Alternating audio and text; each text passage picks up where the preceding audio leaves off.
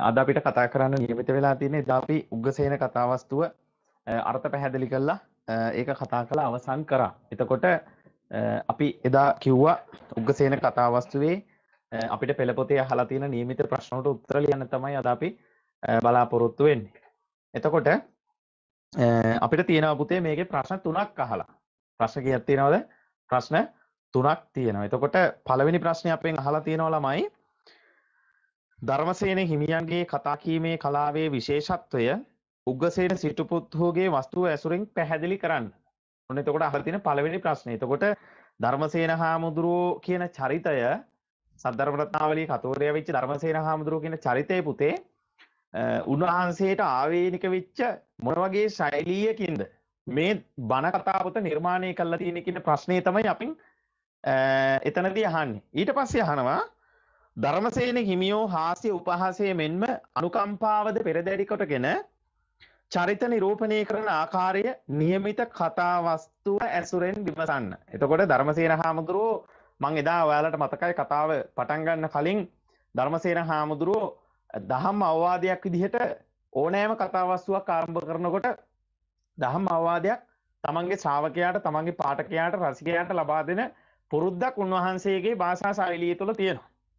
එතකොට මෙතනදී අපෙන් අහන්නේ එහෙම කරගෙන යද්දී මේ කතාව තුළින් දෙන සමස්ත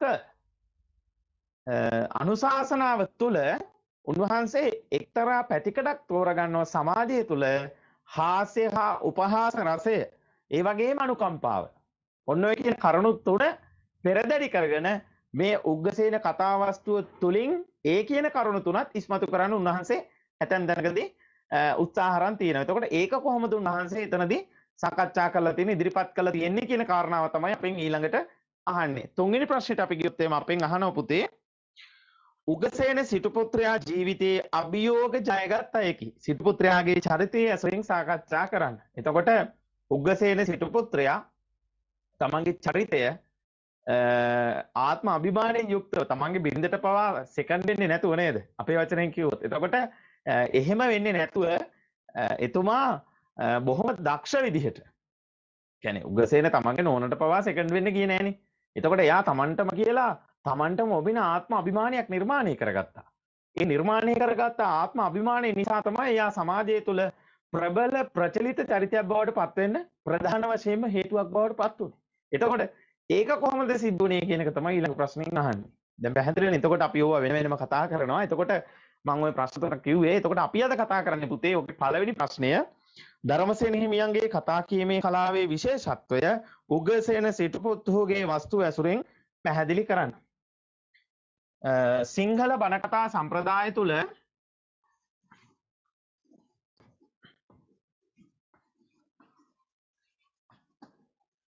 මේ ධර්මසේන හිමි කියන චරිතය අඳුරනමක්නේ. මේ ධර්මසේන හිමි කියන චරිතයටම ආවේනික වෙච්ච කතා කලාවක් තිබුණා පුතේ. ධර්මසේන හාමුදුරුවන්ටම ආවේනික වෙච්ච. එතකොට ඒ ආවේනිකත්වයේ වෙන අය සමහර විට ගුරුපදේශයක් විදිහට අරගෙන ඒ විදිහට රචනා කරන්න උත්සාහ ගන්න නැති. හැබැයි උන්වහන්සේ කාගෙන්වත් කොපි කරලා නෙමෙයි මේක ගත්තේ. තේරුණානේ? ඒ නිසා තමයි සිංහල බණ කතා සාහිත්‍ය අලුත් මගකට සිංහල බණ කතා සාහිත්‍ය අලුත් මගකට ගෙනියන්න පුළුවන්කම ධර්මසේන හාමුදුරුවන්ට ලැබුණේ. ඒ ලැබීම සඳහා ප්‍රධාන වශයෙන්ම හේතු උනේ පුතේ මෙන්න මේ කතා කලාව. ඇයි? දැන් අපි සාමාන්‍යයෙන් දැන් ඔයාලා දැකලා තියෙනවා අපි ඉස්කෝලේ යද්දී ටියුෂන් පන්තියට යද්දී ගමේ මල ගෙදරට ගියාට පස්සේ මගුල් ගෙදරකට ගියාට පස්සේ බණ ගෙදරකට ගියාට පස්සේ මොනවා හරි උත්සව ගෙදරකට ගියාට පස්සේ අපි ටිකක් කතා කර ඉන්නවා. එතකොට සමහරුන්ගේ කතා එපා වෙනවා. සමහරුන්ගේ කතා හරි ආසාවෙන් බාධක මේ පට්ටපල් බොරු කියන්නේ. හැබැයි අපිව විශ්වාස කරන මට්ටමට මොකද්ද කරන්නේ? අපිව විශ්වාස කරන මට්ටමට ඒ කතාවට අපිව ඇදලා ගන්නවා. ඒක තමයි කතාව කියන කෙනාගේ තියෙන හැකියාව. තේරුණානේ? එතකොට කතාව කියන කෙනාගේ හැකියාව තමයි ඒක. එතකොට ඔන්න ඔය කියන විශේෂත්වයේ පුතේ ධර්මසේන හාමුදුරුවන්ට નિરાයාසයෙන්ම පිළිහිටලා තිබුණා. හරිද? එතකොට ධර්මසේන හාමුදුරුවන්ට નિરાයාසයෙන්ම පිළිහිටලා තිබෙච්ච නිසා අපි කියනවා ධර්මසේන හාමුදුරුවන්ටම ආවේනික වෙච්ච කතා කලාවක් තිබුණා. උන්වහන්සේම නිර්මාණය කරගත්ත උපමා තිබුණා. උන්වහන්සේම නිර්මාණය කරගත්ත උපහාසාත්මක යෙදුම් තිබුණා. උන්වහන්සේම නිර්මාණය කරගත්ත මේ හරි අපූර්ව අවස්ථා නිරූපණ තිබුණා. සිද්ධි නිරූපණ තිබුණා. ඒ වගේම තමයි උන්වහන්සේම මේ කතාව ඇසුරු කරගෙන නිර්මාණය කරගත්ත මොනවද අපි කියන එකට ධර්මෝපදේශයන් කියලා. අන්න ඒ වගේ අවස්ථාවන් හරි අපූර්වට පුතේ උන්වහන්සේගේ කතාව කලා තුලින් අපිට සාකච්ඡා කරන්න පුළුවන්. ඒ නිසා අපි අද එහෙනම් කතා කරන්න බලාපොරොත්තු වෙන්නේ පුතේ ධර්මසේන හිමියන්ගේ කතා කීමේ කලාවේ විශේෂත්වය උග්ගසේන සිටු පුත්‍රයාගේ වස්තු ඇසුරෙන් විමසන්න තමයි අද අපි බලාපොරොත්තු වෙන්නේ. හරි. එහෙනම් අපි මුලින්ම ප්‍රශ්නය ලියාගෙන වැඩේට බහිමු. 83 වෙනි පිටුව. ප්‍රශ්න ලියාගත්තම කියන්න.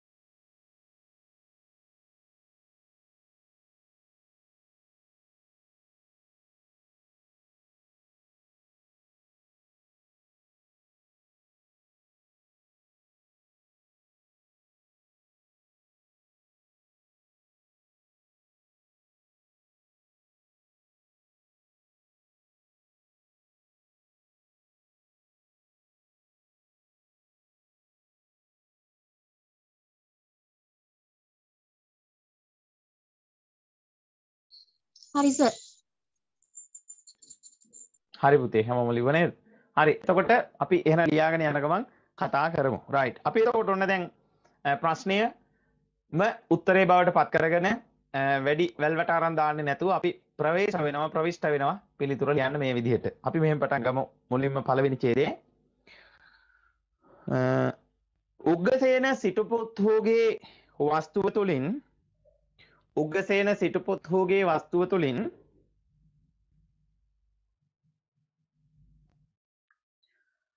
ධර්මසේන හිමියන්ගේ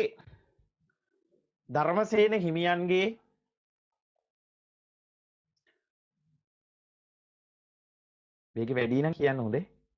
කතා කීමේ කලාවෙහි විශේෂත්වය උග්ගසේන සිටුපුත්හුගේ වස්තුව තුලින් ධර්මසේන මොකද පුතේ?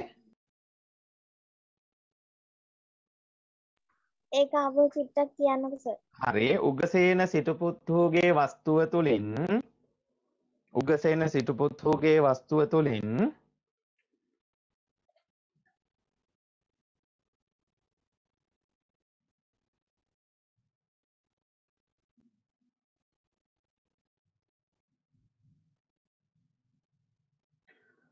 ධර්මසේන හිමියන්ගේ කතා කීමේ කලාවෙහි විශේෂත්වය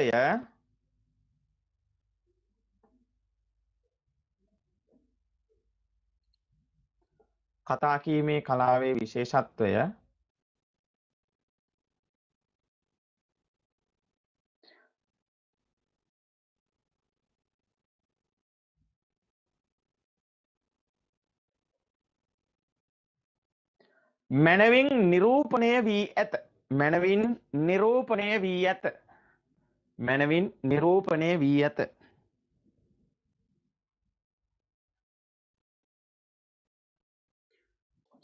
හරි. ඊළඟ එක සර් කියන දේ සර් ඇහෙන්නේ නැහැ. පේලියට. හරි. නිරූපණය වී ඇත. රචකයාට පමණක්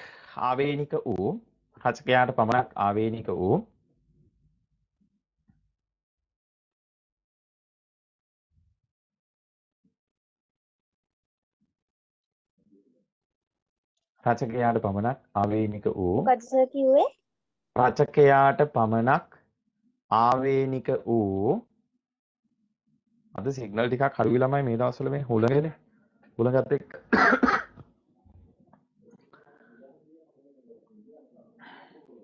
සර් ඒකටමයි නේද සර්? ඔව් ඒ ඡේදෙමයි පුතේ. අලුත් ඡේදයක් නම් මම කියනවා. රචකයාට පමණක් ආවේනික වූ විශේෂිත බස්වහරකින්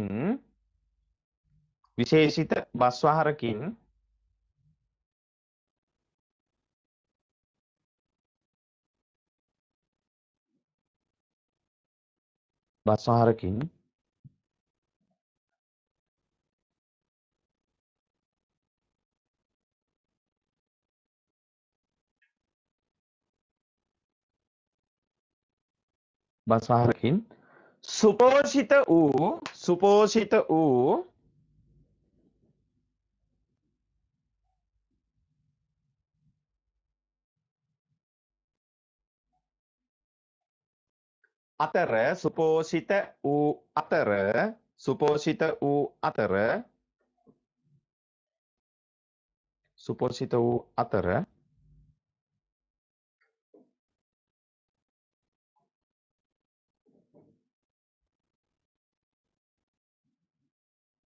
අතර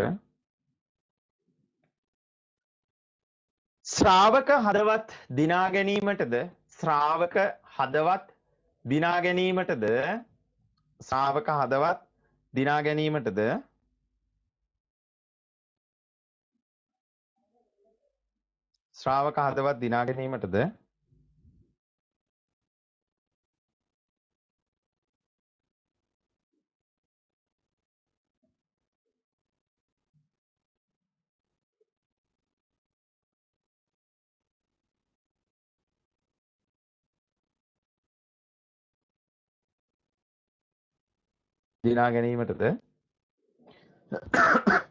සැබවින්ම සමත් වී ඇත.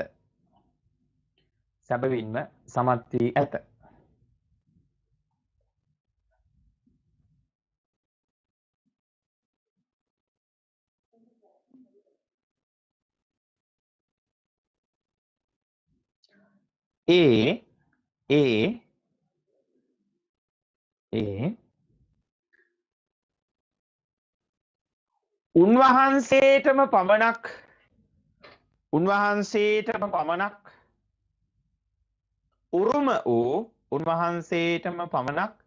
උරුම වූ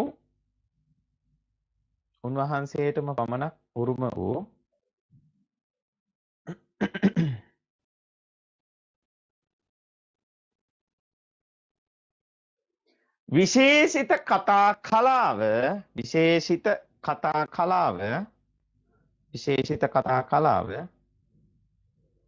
උපයුක්ත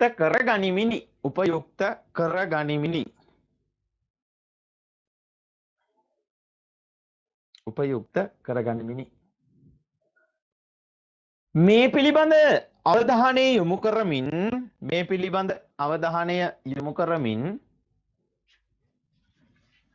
පිළිබඳ අවධානය යොමු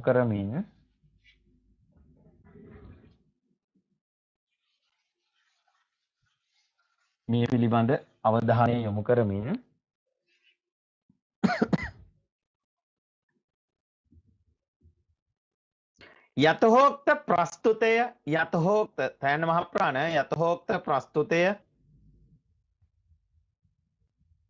යතහෝක්ත ප්‍රස්තුතය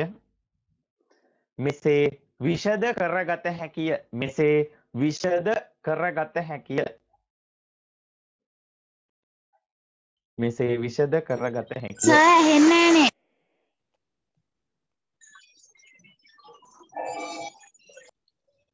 හරි. එතකොට පුතේ දැන් ඔන්න අපි ප්‍රශ්නේ උත්තරේ කරගත්තා. එතකොට අපෙන් අහන්නේ ධර්මසේන හාමුදුරුවන්ගේ බණ කතා කලාවේ විශේෂිත, ඒ කියන්නේ කතා කීමේ කලාව විශේෂත්වයක් වෙච්ච නිසා මොකද්ද මේ කතා කලාවේ විශේෂත්වයේ උග්ගසේන කතාවස්තු ඇසුරින් විමසන්න කියන එකනේ අපෙන් අහන්නේ. එතකොට ඔන්න දැන් අපි පළවෙනි ඡේදෙන්න ප්‍රශ්නෙට ප්‍රවේශ වුණා. එතකොට ඒ පළවෙනි ඡේදෙදී අපි මේ අවසාන හරියේදී අපි කියනවා මේ අපි සූදානම් වෙන්නේ උන්වහන්සේගේ විශේෂිත කතා කීමේ කලාව උග්ගසේන කතාවස්තු ඇසුරෙන් විමර්ශනයක යෙදෙන්න කියන එක තමයි අපි එතනදී තහවුරු කරන්නේ. හරි. එතකොට පුතේ ওই විදිහට අපි පළවෙනි ඡේදය අවසන් කළා. මෙන්න යනවා දෙවෙනි ඡේදෙට. එතකොට හොඳට මතක තියාගන්න විචාර ප්‍රශ්නට උත්තරේ ලියද්දී පළවෙනි ඡේදය තුලින් අපි ප්‍රශ්නය හොඳට තේරුම් ගත්තාය කියන එක අනිවාර්යයෙන්ම අවබෝධ කරවන්න ඕනි බලන කෙනාට. ඒක හොඳට මතක තියාගන්න. හරි. ඉතින් ඒ නිසා එතකොට අපි අර වෙනත් තොරතුරු මේක මේ දඹදෙන යුගයේදී ධර්මසේන හාමුදුරුවෝ මේ අහවල් කෙනෙක් මෙහෙම කියලා පරම්පරාගත සිද්ධි අනම්මනම් තොරතුරු දාලා අපේ කාලය අපි උත්තරයට ලියන්න තියෙන අපිට උත්තරෙන් ගන්න පුළුවන් තියෙන ලකුණු ප්‍රමාණය අපි අඩු කරගන්න ඕනි වෙන්නේ නැහැ. ඉතින් ඒ නිසා ඒ දඟලන වෙලාවේ අපිට පුළුවන් ප්‍රශ්නය තේරුම් ගත්තායි කියන එක පළවෙනි ඡේදය තුලින් අපිට ඉදිරිපත් කරන්න. ඒක සාර්ථකයි ඊට වඩා. රයිට්. අපි යන පුතේ දෙවෙනි ඡේදෙට අප රචකයාගේ කතා කීමේ කලාවේ නැත්නම් අප රචකයාගේ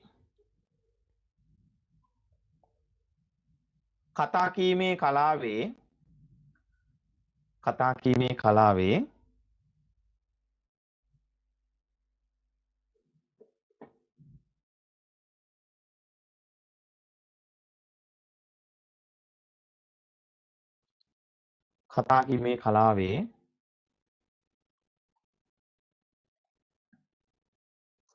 විශේෂිත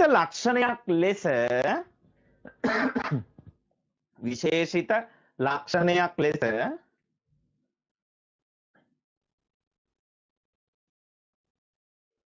ලෙස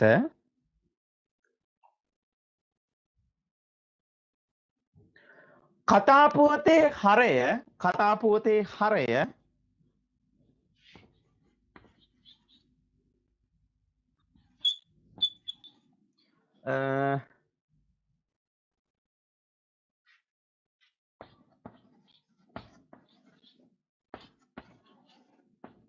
සංක්ෂිප්ත කතාපුවතේ හරය වෙනෝනේ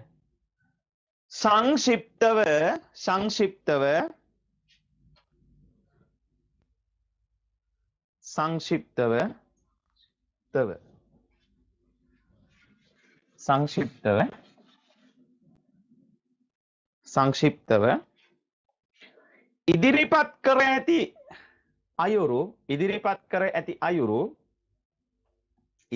කර ඇති අයුරු මෙසේ සාකච්ඡා කළ හැකිය.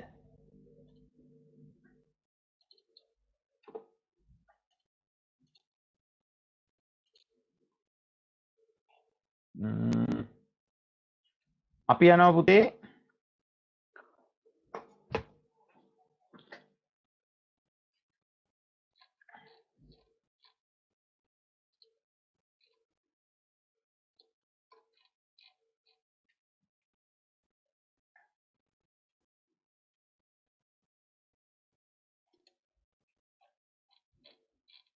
එන්න මෙතනට. මෙන්න මේක අනිවාර්යෙන් කටපාඩම් කරගන්න ඕන. තවද උගණිතක් නිර්වද්ද ශිල්පයක්මුත් සාවද්ද ශිල්පෙන් අයියලෞකික ප්‍රයෝජනයක්මුත් පාරලෞකික ප්‍රයෝජනයක් නැති නියා වහඟවට උග්ගසේන නම් සිටු පුත්තෝගේ වත කියමු. මොකද ඕක අහලා තියෙන හැම විචාර ප්‍රශ්නයකටම අපිට දාන්න එන ප්‍රධාන පෙළේ උද්ෘතයක්. තේරුණානේ? හරි. ඕක ඉක්මනින්ම ලියාගන්නකෝ.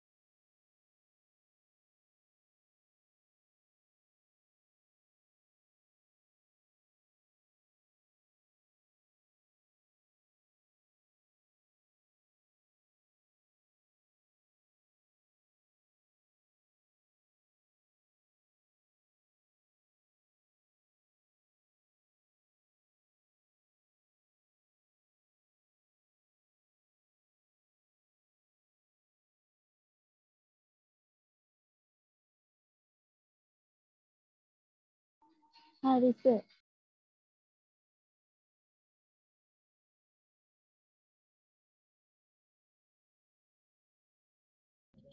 හරි. ඊට යටින් ලියන්න පුතේ. දැන් ඔතන අපි ආරම්භයේදී දැන් කියන කතාව ආරම්භ කරනකොට ධර්මසේන හාමුදුරුවෝ උන්වහන්සේගේ කතා කීමේ කලාවේ විශේෂිත ලක්ෂණයක් ලෙස කතාව පිළිබඳව සංක්ෂිප්ත අදහසක් ඉදිරිපත් කරනවා තමන්ගේ පාඨකයාට.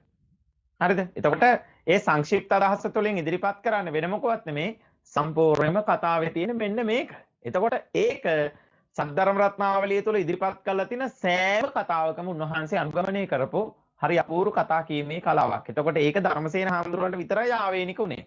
ඒ නිසා සිංහල බණ කතා සම්ප්‍රදාය තුළ ධර්මසේන හාමුදුරුවන්ට ආවේනික වෙච්ච විශේෂිත ලක්ෂණය තමයි ඔන්න ඕක. ඒ නිසා උග්ගසේන කතා වස්තුව තුළ ඔය කොටසින් තමයි අපි ඒක කතා කරන්නේ උදාහරණයක් විදිහට. හරි. අපි පුතේ අලුත් ඡේදකින් පටන් ගන්නවා මේ විදිහට. කතාව ආරම්භයේදී ශ්‍රාවකයා වෙත කතාව ආරම්භයේදී ශ්‍රාවකයා වෙත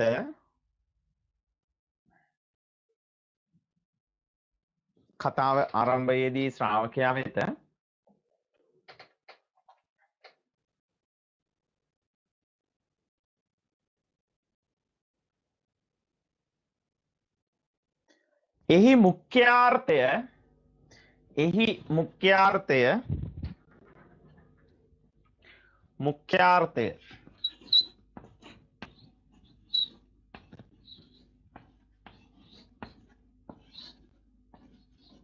එහි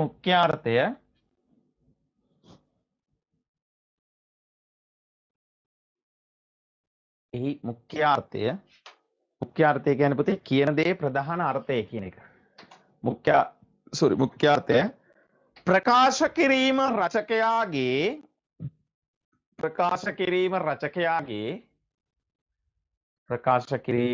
රචකයාගේ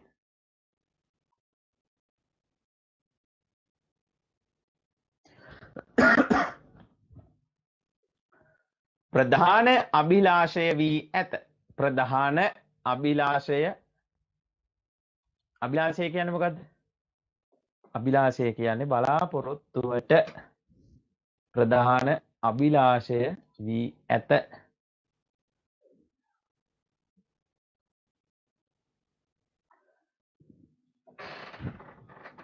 මෙකී ලක්ෂණය මගින් සැබවින්ම සිදු වී ඇත්තේ මෙකී ලක්ෂණය මගින් සැබවින්ම සිදු වී ඇත්තේ මෙකී ලක්ෂණය තුලින් සැබවින්ම සිදු වී ඇත්තේ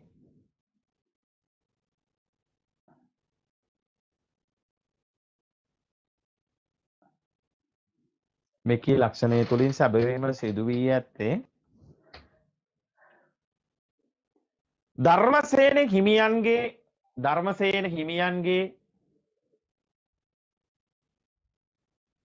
ධර්මසේන හිමියන්ගේ මෙකී ලක්ෂණය මගින් ප්‍රධාන වශයෙන්ම සිදු වී ඇත්තේ ධර්මසේන හිමියන්ගේ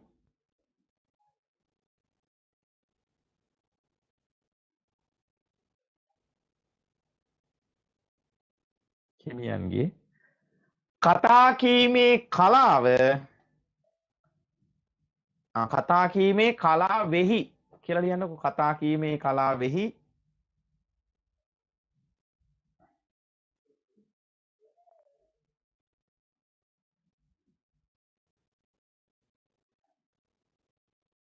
විශේෂත්වය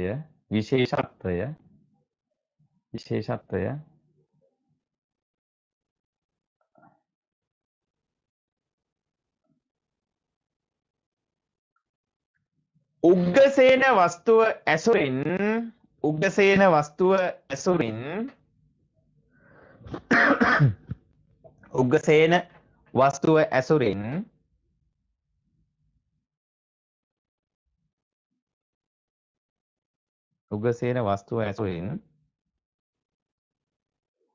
මනා ලෙස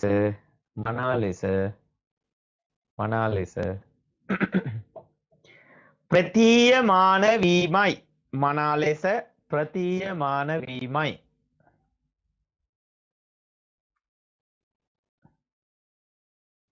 හරි.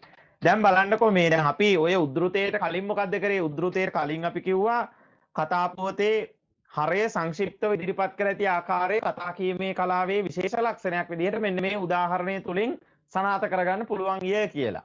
ඊට පස්සේ පුතේ අපි අවශ්‍ය උදාහරණය එතනට දැම්මා. දාලා ඉවර වෙලා ඊට පල්ලැහැන් ලියන ඡේදයේ තියෙනවනේ. ඒ ඡේදනොත් අපි තහවුරු කරන්නේ මොකද්ද? ඉහත දක්වපු අවස්ථාව තුලින් ඉහත දක්වපු උදාහරණය තුලින් පැහැදිලිවම ධර්මසේන හාමුදුරුවන්ගේ කතා කීමේ කලාවේ විශේෂත්වය අපිට මේ උඩ දාලා තියෙන උද්ෘතය තුලින් සනාථ කරන්න පුළුවන් ය කියන එක අනිවාර්යෙන් පැහැදිලිව උතන්දි ලියවිය යුතුමයි. තේරුණානේ? පැහැදිලි නේද? හරි. ඊට පස්සේ පුතේ අපි යනවා අලුත් ඡේදයකට මේ විදිහට. මොනවා හරි ගැටලුවක් තිබුණොත් අහන්න.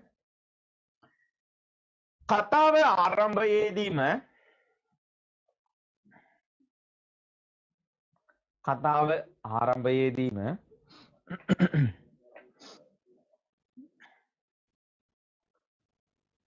පමණක් නොව කතාව ආරම්භයේදීම පමණක් නොව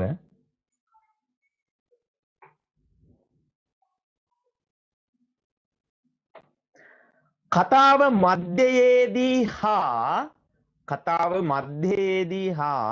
මධ්‍යයේදී කියන්නේ දරුවෝ මැද කියන එක. මධ්‍යයේදී හා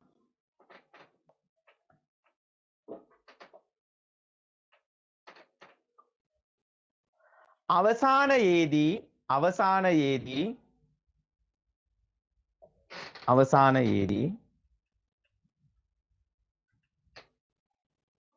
ද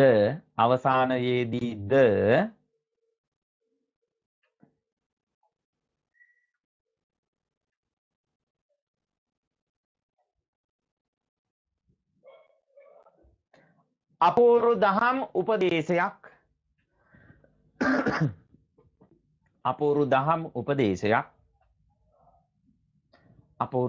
උපදේශයක්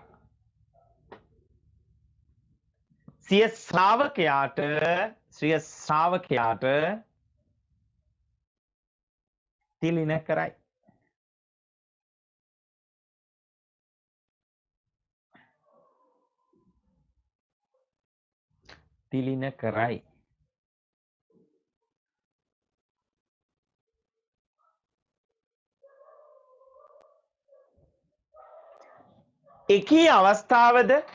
එකී අවස්ථාවන්ද කියලා ලියන්න. මොකද අවස්ථා කීපයක් වෙනවනේ. එකී අවස්ථාවන්ද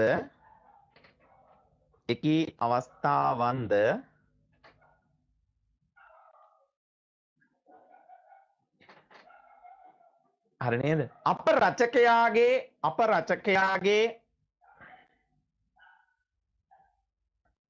අප රචකයාගේ කතා කීමේ කලාවෙහි විශේෂත්වයක් කොට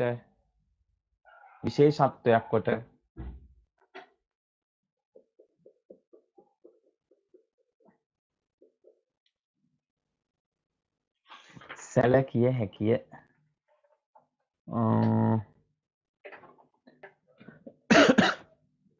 පුතේ ඒකට උදාහරණේ පළවෙනි එක කෙලි ලැබුවෙන් තබා ජාති ජරා මරණිනුත් මිදව. ඒක තියෙන්නේ මෙන්න මෙතන අර මේ ගාථාව දේශනා කරන්නේ. ඉන්නකො මම ඔයාලට පෙන්නන්නේ 82 වෙනි පිටුව.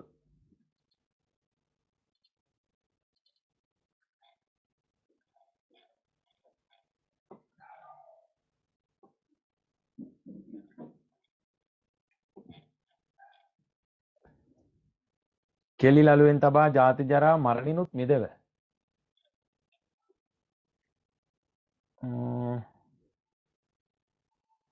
මේ තියෙන මෙන්න මේක.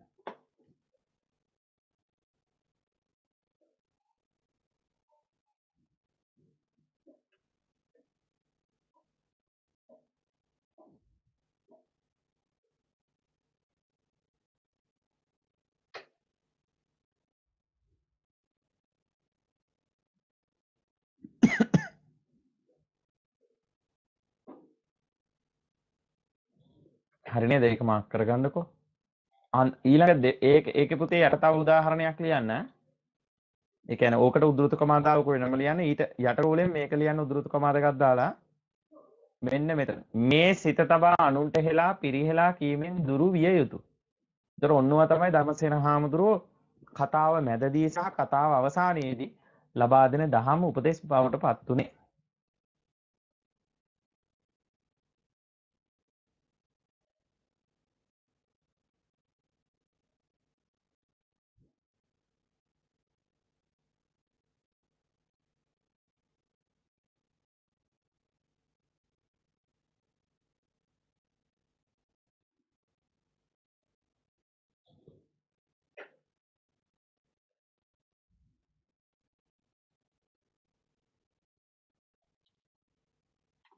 හරි දැන් කියන්න.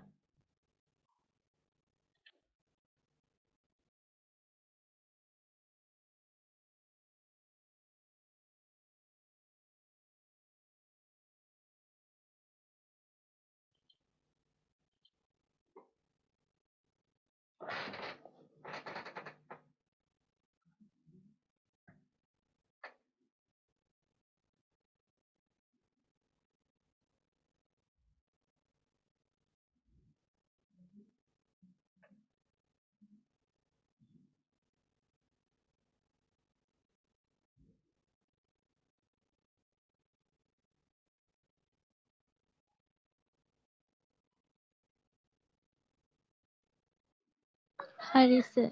හරි. Hari sir. හරි පුතේ. අපි ලියමු යටින් මෙහෙම. දැන් ඔතන මේ විස්තරය අපි ලියලම ඔක් ගැන පොඩ්ඩක් කතා කරමුකෝ. යටින් ලියන්නකෝ මෙහෙම. ස්වකීය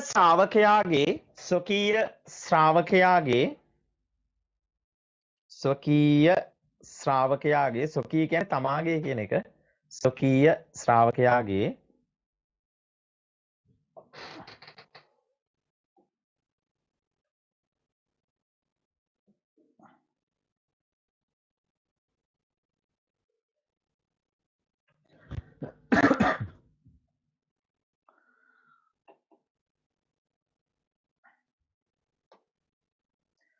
දහම් රසය ආනන්දනීයත්වයට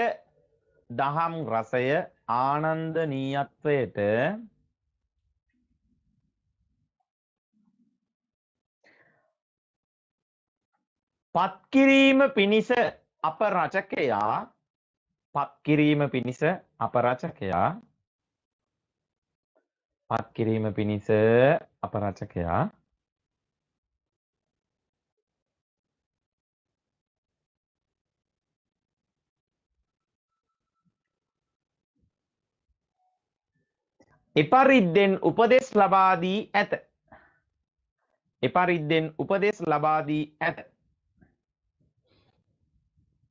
එපරිද්දෙන් උපදෙස් ලබා දී ඇත.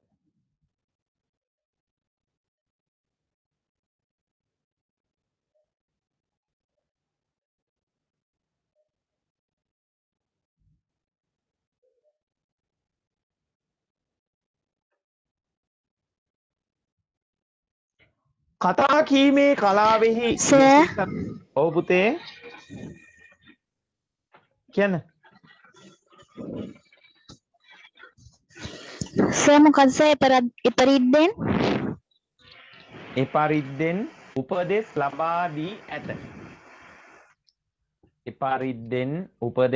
ලබා දී ඇත.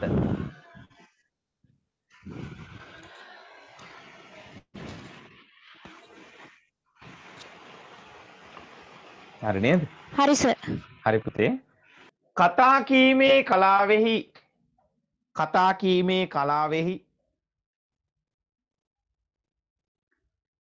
විශේෂත්වය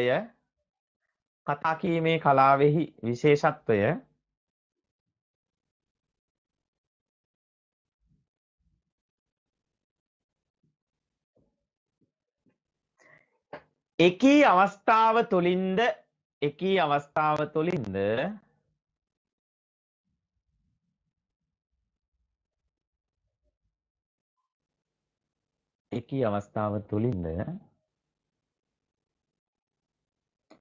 ස්පුට කිරීමට ස්පුට කලින් ලියපු වචනය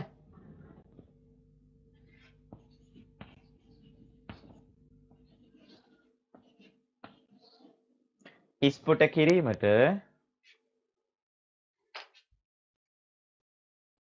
රචකයා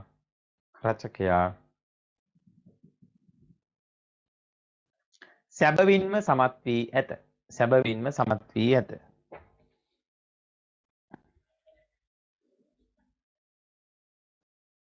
සැබවින්ම සමත් වී ඇත.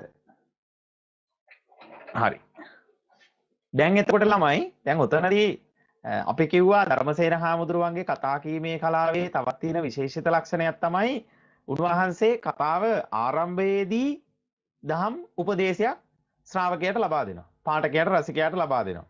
දෙවෙනි අවස්ථාව තමයි පුතේ කතාව මැද හරියේදී. දැන් මේක බණ කතාවක්නේ. කතාව මැද හරියේදී මොකද කරන්නේ? උන්වහන්සේ තවත් උපදේශයක් ලබා දෙනවා. ඊළඟට මොකද කරන්නේ? කතාව අවසානයේදී කතාව ඉවර වෙනකොට ඔන්න ආයෙ මොකද කරන්නේ? ආයෙ දහම උපදේශයක් ලබා දෙනවා. ඒ නිසා අන්න ඒ වගේ හරි අපූර්ව ක්‍රමවේද හරි. එතකොට කතාව අවසානයේදී උන්වහන්සේ යම් දහම් උපදේශයක් ලබා දුන්නා. එතකොට ඒ නිසා තමයි මේ සද්ධර්ම රත්නාවලිය මෙච්චර විශේෂ වුනේ. තේරුණාද? දැන් අර හැමදාම එළවලු කාලා ඊට පස්සේ එකපාරට මොනවා හරි වෙනත් දෙයක් කනවන. අපි හිතමු හැමදාම එළවලු වැටකොළු අම්බටු පතෝල මෑකරල් බෝංචි ගෝවා පිපිඤ්ඤා මම එළවලු කඩේක එහෙම වැඩ කළා නෑ හොඳේ. නැත්තම් හිතයි මම එළවලු ගැන කියන නිසා එහෙම කියලා. හරි එතකොට ඔය අපි හැමදාම දෛනිකව කන දේවල් නේ ළමයි. එතකොට ඕකෙන් ටිකක් අපි එහාට යනවා. ඔන්න අපි හදන කවුපි මාළුවක් හදනවා. කඩල මාළුවක් හදනවා. නේද? මඤ්ඤොක්ක මාළුවක් හදනවා. කොස් ගෙඩියක් කඩගෙන ඉල කොස් මාළුවක් හදනවා. අපි ඔහොම කරන්නද කරනවා. එතකොට අර ඒකාකාරී යන එළවලු රටාවෙන් මිදෙන්න අපි මොකද කරන්නේ? අපි අපේ දෙයක් අපි නිර්මාණය කරගන්නවා ආහාරයක් විදිහට. ඒක තමයි සිද්ධ වෙන්නේ. එතකොට ධර්මසේන හාමුදුරුවන්ගේ කතා කීමේ කලාවේ විශේෂත්වය මේ තරම්ම අපි කතා කරන්නේ ඇයි? එකම ආරට ගිය රචකයෝ අතර ධර්මසේන හාමුදුරුවෝ තමන්ටම ආවේනික වෙච්ච මටම ආවේනික වෙච්ච ස්වෛරීභාවයකින් යුක්තව ශ්‍රාවකයා අතරට එන්න ලොකු උත්සාහයක් ගත්තා. ඒ නිසා ඒ උත්සාහය සාර්ථක කරගත්ත සුපිරි චරිතයක් තමයි ධර්මසේන හාමුදුරුවෝ කියලා මෙතනදී අපි කතා කරන්නේ. රයිට්. අපි යනවා පුතේ ඊළඟ ඡේදෙට අලුත් ඡේදයක්. සර් ඇහෙන්නේ නෑනේ. උත්පලාට ඇහෙන්නේ සිග්නල් නැතුව ඇති මං හිතන්නේ පුතේ.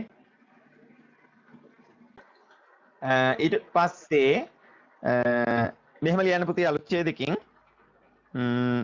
ඊළඟ තවත් විශේෂිත ලක්ෂණයක් තියෙනවා ධර්මසේන හාමුදුරුවන්ටම ආවේනික වෙච්ච සිංහල බණ කතා සම්ප්‍රදාය තුල සිංහල බණ කතා සම්ප්‍රදාය තුල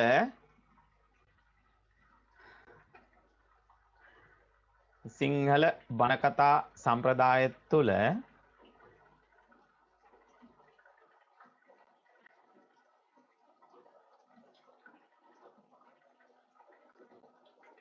මුක්තක ලක්ෂණය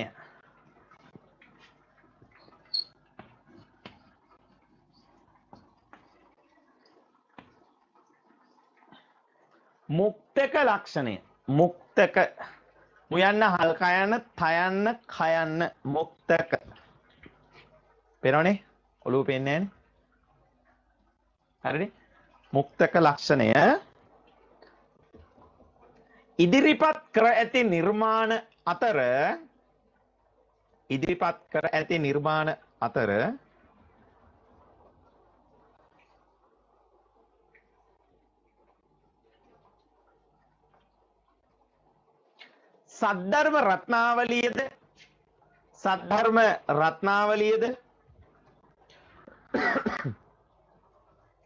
සද්ධර්ම රත්නාවලියද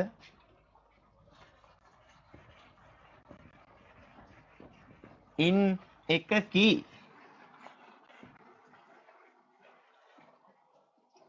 සද්ධර්ම රත්නාවලියද ඉන් එකකි.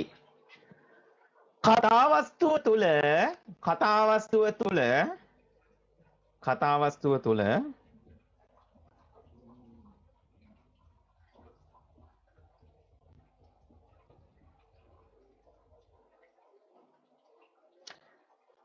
කතාවස්තුව තුළ පාලියෙන් ගාථා ඉදිරිපත් කිරීම පාලියෙන් ගාථා ඉදිරිපත් කිරීම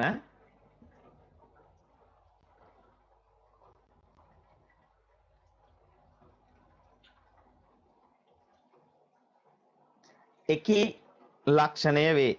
ඉදිරිපත් කිරීම එකී ලක්ෂණය වේ.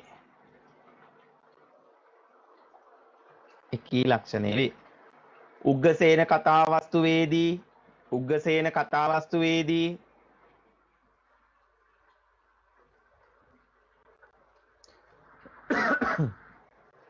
උග්ගසේන කතාවස්තුවේදී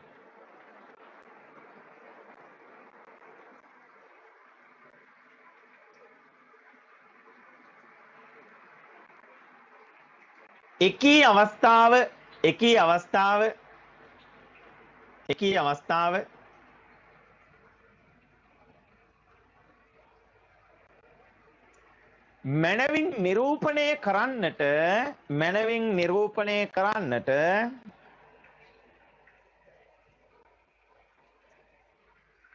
මනවින් නිරූපණය කරන්නට බුදුරදුන් වදාළ ගාථාව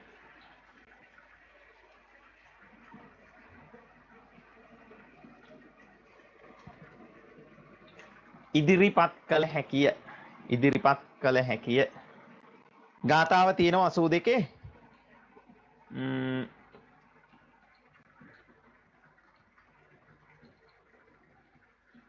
උඩ තියෙන ගාථා හොඳේ ගාථා දෙකක් තියෙනවනේ. උතර මෙන්න මේක ලියා ගන්නකො.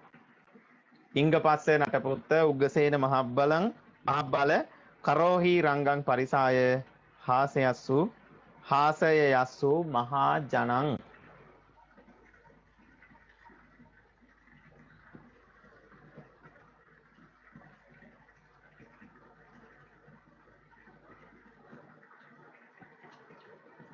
සර් ඔව් පුතේ. සර් මොකක්ද සර් ගාථාව? ඔයාට ස්ක්‍රීන් එක පේනවද?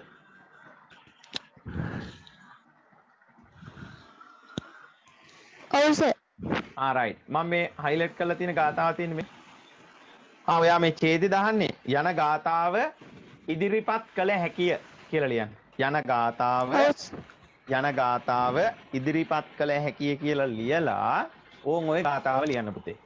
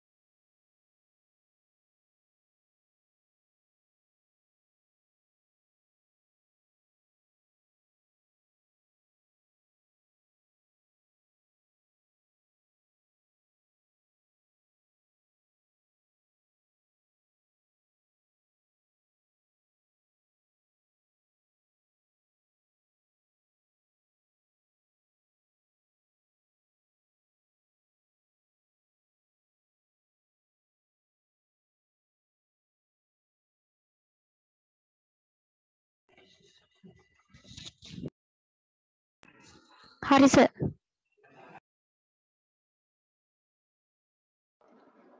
හරි හැමෝම ලියුවා නේද? හරි මෙහෙම ලියන්න පුතේ. ලියලා කතා කරමු. ඔව්. සිය කතා කලාවට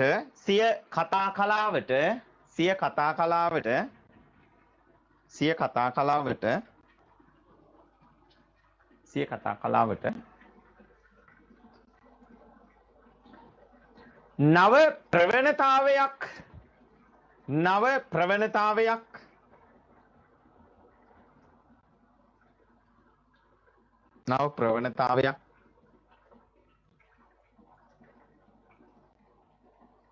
ලබා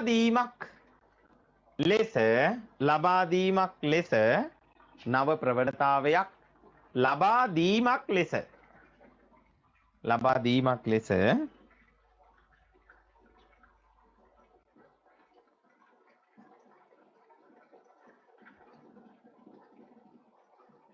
උද්දෘතකම ඇතුලේ මෙකී මුක්තක ලක්ෂණය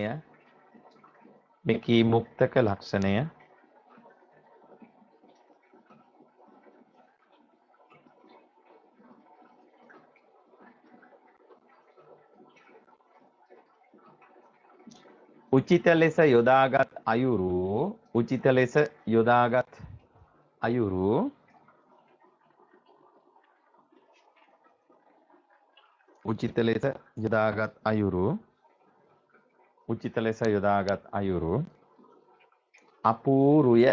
අපූරුය උචිත ලෙස යොදාගත් අයුරු අපූරුය.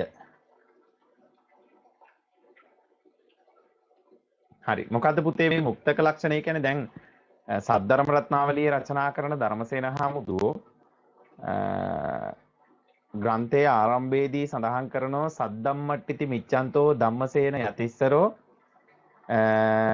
ඊට පස්සේ කියනවා අකාසී පවරං ඒතං සද්ධම්ම රත්නාවලින් කියලා. ධම්මසේන යතිස්සරෝ ඊට පස්සේ අකාසී පවරං ඒතං සද්ධම්ම රත්නාවලින් කියලා. එතකොට අන්න ගාථාවෙන් උන්වහන්සේ පැහැදිලි කරනවා මම මේ සද්ධර්මයට කැමති වෙච්ච සාමාන්‍ය මිනිස්සු වෙනුවෙන් විතරයි මම මේ පොත ලියන්නේ. ඒ කියන්නේ ඒක තමයි උන්වහන්සේගේ මුඛ්‍ය පරමාර්ථය. ඒ නිසා දැන් පොතපත ගැන හොඳ අවබෝධයක් තියෙන ශාස්ත්‍රාලා මේ කියන්නේ ශාස්ත්‍රයට ආලේයුක්තව වැඩ කරන මිනිස්සුන්ට ආයේ ඒකාකාරී වුණාට ප්‍රශ්නයක් නෑ පොතක්. එයා ඒකෙන් ගන්න පුළුවන් දේ උපරිමයෙන්ම ගන්නවා. හැබැයි මේ කැත්ත පිහ උදැල්ල අරගෙන පුතේ මේ මන්නේ මේ අරගෙන මේ කොහෙද හේනට කුඹුරට ගිහිල්ලා වැඩ කරන මිනිස්සුන්ට ඒකාකාරී විදිහට දෙයක් අහගෙන ඉන්න බෑ. දැන් වැඩි ඕනේ නෑ. දැන් අපි ගෙදරක බණක් තියෙනවා නම් අපි හාමුදුරුවෝ ධර්මයේ දේශනා කරනකොට කියන්නේ හැමෝම නෙමෙයි ගොඩක් වෙලාවට මේ වාඩි වෙලා ඉන්නකොට ඔන්න කකුල් දෙක හිරි වැටෙනවා. අම්මෝ පිටිපස්සේ පස්ස පැත්ත ඉන්න බෑ රිදෙන උල් අනිනවා වගේ. දැන් අර පැදුරට වාඩි වෙලා ඉඳලා අපිට වාඩි වෙලා පුරුදු මොකේද? පුටුවේ. නේද? පුටුවේ වාඩි වෙලා පුරුදුයි, සෝපාවේ වාඩි වෙලා පුරුදු. ඒ නිසා කුෂන් එකක් උඩ තමයි අපි වාඩි වෙලා පුරුදු. කොහොමද දෙයියනේ අර පැදුරේ ඉන්නේ? ආන බණතර ඒකාකාරී විදිහට අපිට ඉන්නකොට හරි අමාරුයි. අන්න ඒ ස්වභාවයෙන් වෙනස් කිරීම සඳහා ධර්මසේන හාමුදුරුවෝ තමන්ගේ ශ්‍රාවකයා ගැන හිතලා මේ අහිංසක මිනිස්සු ගැන හිතලා උන්වහන්සේ තමන්ගේ කතා කලාවට ආරෝපණය කරගන්නවා විශේෂිත ලක්ෂණයක් වෙච්ච මුක්තක කියන ලක්ෂණය පුතේ. මුක්තක ලක්ෂණය කියලා කියන්නේ වෙන මොකවත් නෙමෙයි. බණ කතාව කියාගෙන යද්දී ඒක අත්තර මොකද කරන්නේ? ගාථාවක් දේශනා කරනවා. දැන් ස්වාමින් වහන්සේ නමක් වුණත් ධර්ම දේශනාවක් සිද්ධ කරනකොට දේශනාව සිද්ධ කරගෙන යද්දී ඒ අතරමැදට තව ගාථාවක් උන්වහන්සේ ඇතුළත් කරනවානේ. බලන්නකෝ මේ ධම්මපදයෙන් අපිට මේ වගේ ගාථාවක් ගන්න පුළුවන්. අහවල් සූත්‍රයේ මේ වගේ ගාථාවක් ගන්න පුළුවන්. එහෙම ඉදිරිපත් කරන්න ඉදිරිපත් කරනවා. තේරුණාද? ඉතින් ඒ නිසා ඒකට තමයි අපි කියන්නේ මුක්තක ලක්ෂණය කියලා. එතකොට අන්නේ සිංහල බණ කතා සම්ප්‍රදාය තුල තිබිච්ච හරි දුර්ලභ ලක්ෂණයක් තමයි මුක්තක ලක්ෂණය කියලා කියන්නේ. එතකොට අන්න ඒ ලක්ෂණය පුතේ හරි අපූර්වට ධර්මසේන හාමුදුරුවෝ තමන්ගේ කතා කලාවේ විශේෂිත ලක්ෂණයකට සලකලා තමන්ගේ ශ්‍රාවකයාට ඉදිරිපත් කළ තියෙන එක තමයි අපි උතන්දී ওই විදිහට කතා කරන්නේ. පැහැදිලිද ඒක? මුක්තක ලක්ෂණය කියන එක පැහැදිලි වුණාද හැමෝටම? ගැටලුවක් නැහැ නේ පුතේ ගැන?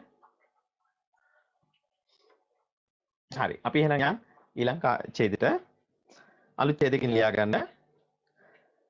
සැබවින්ම ධර්මසේන හිමියෝ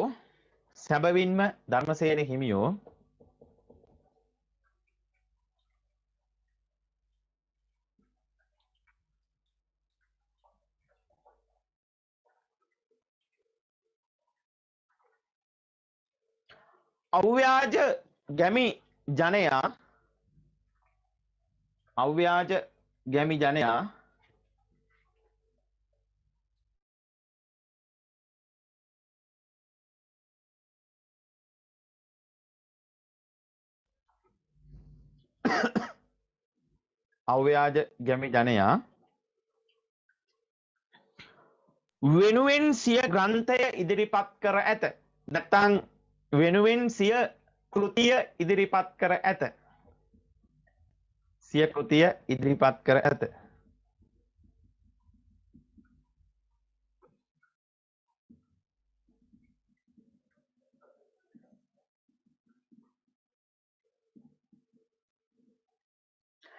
එහිදී උන්වහන්සේ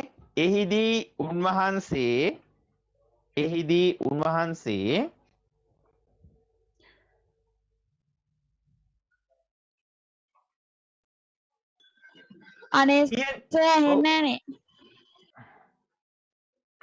පුතේ ඔයාට සිග්නල් ප්‍රශ්නයක් තියෙන්නේ මේ උත්පලාදුව. අනිත් අයටත් ඇහෙන්නේ නැද්ද පුතේ? ඇහෙන්නේ නැහැ සර්. ඒක තමයි. මේ ඔයාට අර වැස්සත් එක්ක කිව්වනේ ඒ නිසා පොඩි කනෙක්ෂන් අවුලක් ඇති. ඇහෙන විදිහට ලියා ගන්නකො මම නෝට් එක දාන්නම්කො. මේ සිග්නල් වහිනව කොහනේ. දැන් මේ වැස්ස පටන් ගත්තා දැන් පෑවුවා. වහිනකොට පොඩ්ඩක් සිග්නල් එමේ යනවනේ ඒ නිසා වෙන්නේ නැති. හරි. මොකද්ද කිව්වේ අපි අන්තිමටම? ග්‍රන්ථයේ ඉදිරිපත් කර ඇත කෘතිය ඉදිරිපත් කර ඇත. එහිදී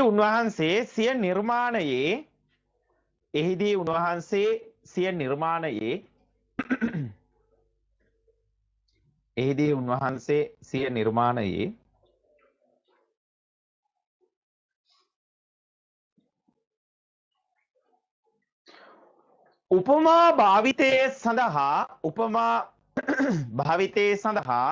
උපමා භාවිතයේ සඳහා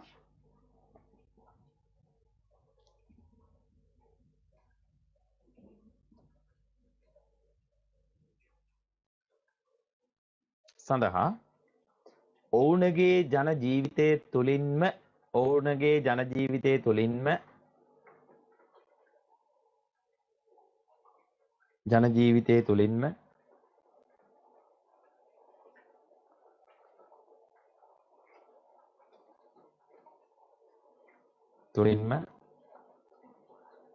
නිර්මාණය කර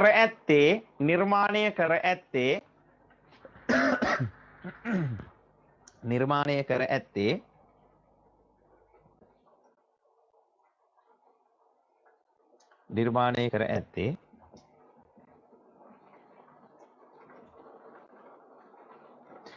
කතා කීමේ කලාවට විශේෂත්වයක්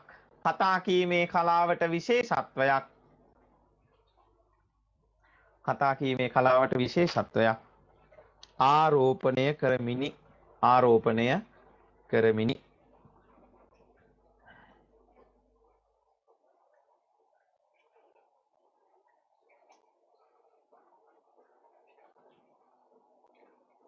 එකී අවස්ථාවන් කිහිපයක්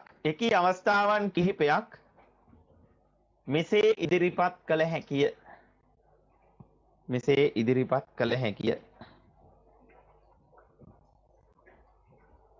පුතේ මේ උද්දෘත ටික ඕගොල්ලෝ ලියා ගන්න. මොකද මේ මං කියන්නම් නැත්තම් අපිට මේ පොතේ කීප පොලක තියෙන්නේ. පළවෙනි උද්දෘතය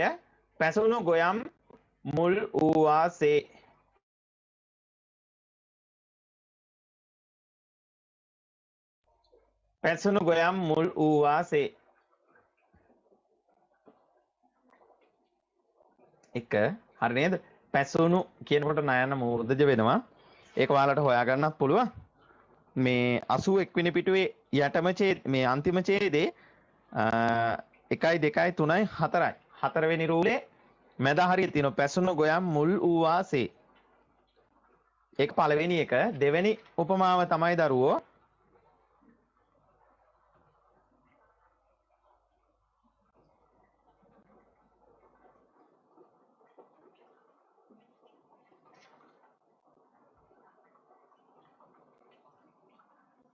හරි නේද? දෙවෙනි එක ලියා ගන්න.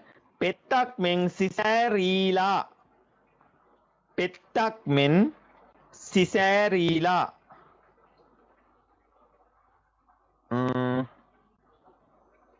ඒක තියෙන්නේ ඊට උඩ ඡේදේ පුළුවන් නේද හොයාගන්න? ගැලුවක් තියෙනවා නම් කියන්න මම පෙන්නන 1 2 3යි. තුන්වෙනි පේලියේ මැද හරියට වෙන්න බලන්න. පෙත්තක් මෙන් සිසෑරීලා බැස හුණ දඬුවක සිටියහ කියලා වාක්‍යයක් තියෙන්නේ. අන්න එතන තියෙන්නේ. සිටියහ.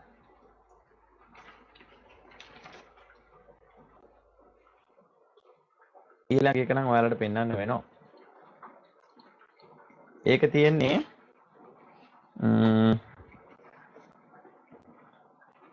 පුතේ 81 වෙනි පිටුවේ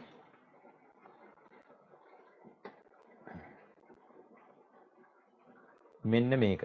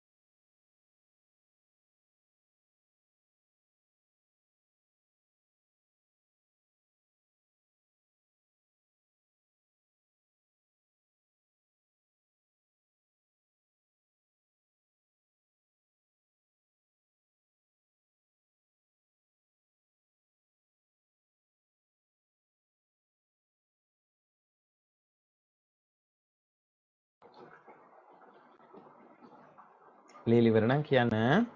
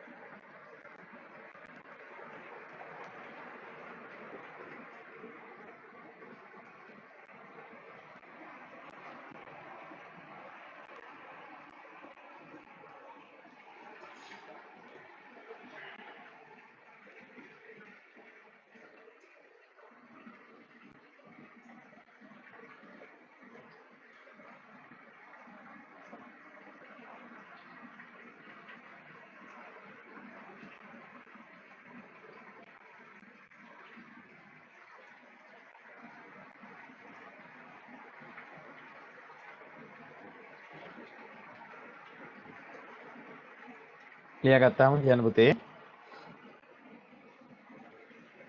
ලිව්ව සර්. හරි පුතේ. මෙහෙම ලියන්නකෝ යටින් අපි එක ලියලම චුට්ටක් උතර කතා කරන්න ඕනේ අනිවාර්යෙන්.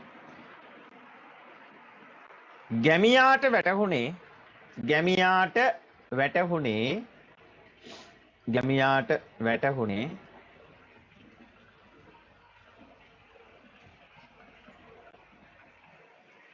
ගැමි බසමය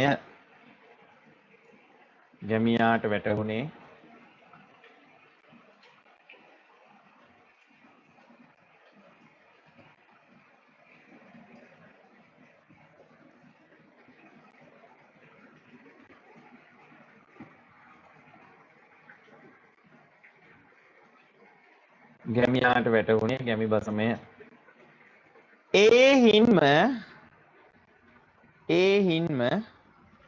ඒ හින්ම කියන එක ඔයාලට ඇහෙන්නේ කොහොමද දන්නේ? මම ලියලා පෙන්නන්න.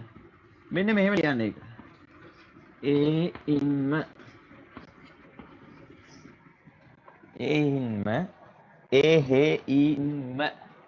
හරි නේද? ඒ හින්ම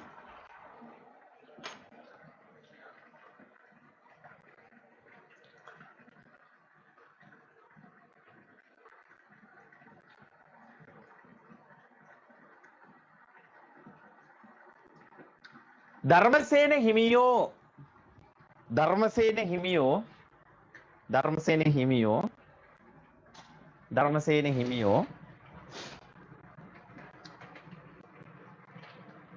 නිර්මාණය කරගත්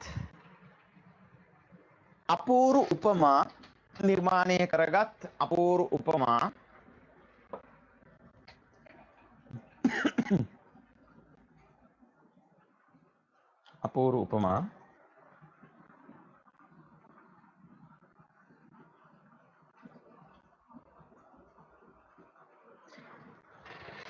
ගැමියාගේ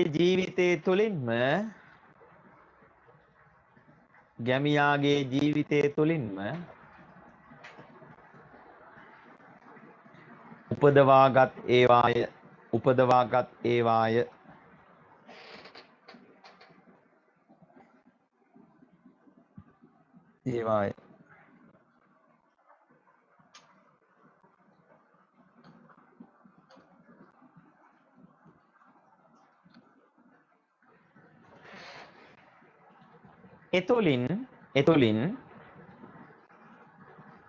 එතුලින් හරි නේද? එතුලින් ගැඹුරු දහම් කරුණු එතුලින් ගැඹුරු දහම් කරුණු එතුලින් ගැඹුරු දහම් කරුණු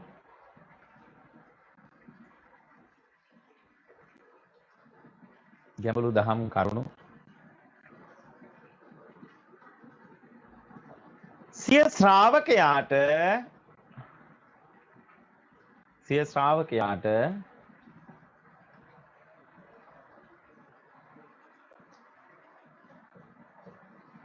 මනවින් අවබෝධ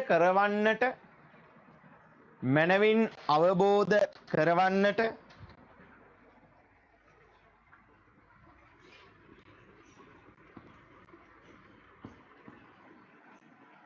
යත්න කියන්නේ ප්‍රයත්න කියන එක, උත්සාහය කියන එක. යත්න දරූ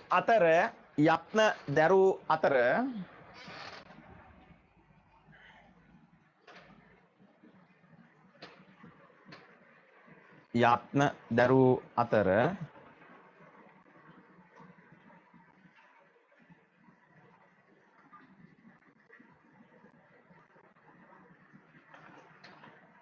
එයම කතා කීමේ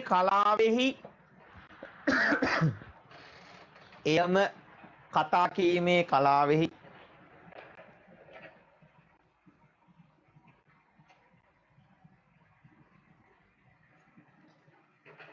විශේෂිත කරුණක්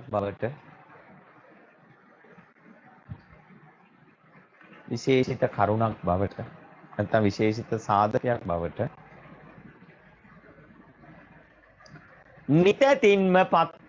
නිතැතින්ම පත්විය.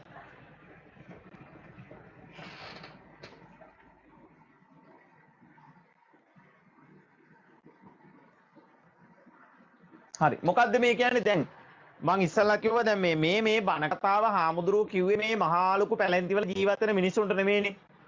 හරිද? මේ උදැල්ල අරගෙන කුඹුරට යන හේනට යන පුංචි අප්පුවාමිට, පුංචි අප්පුවාමි උපාසක මහත්තයාට, ඊට පස්සේ ඩිංගිරාල උපාසක මහත්තයාට, ඊට පස්සේ එතනරාල එහෙම නෙමෙයි, එතනරාල හොඳේ. එතකොට එතනරාල උපාසක මහත්මයාට නේද? ඒක ඔන්න ඔය වගේ දයාවතී උපාසක මහත්මියට, ඊට පස්සේ ඩිංගිහාමිනී උපාසක මහත්මියට, ඔය වගේ අයිට තමයි මේ බණ කතා හාමුදුරුවෝ ඉදිරිපත් කරේ.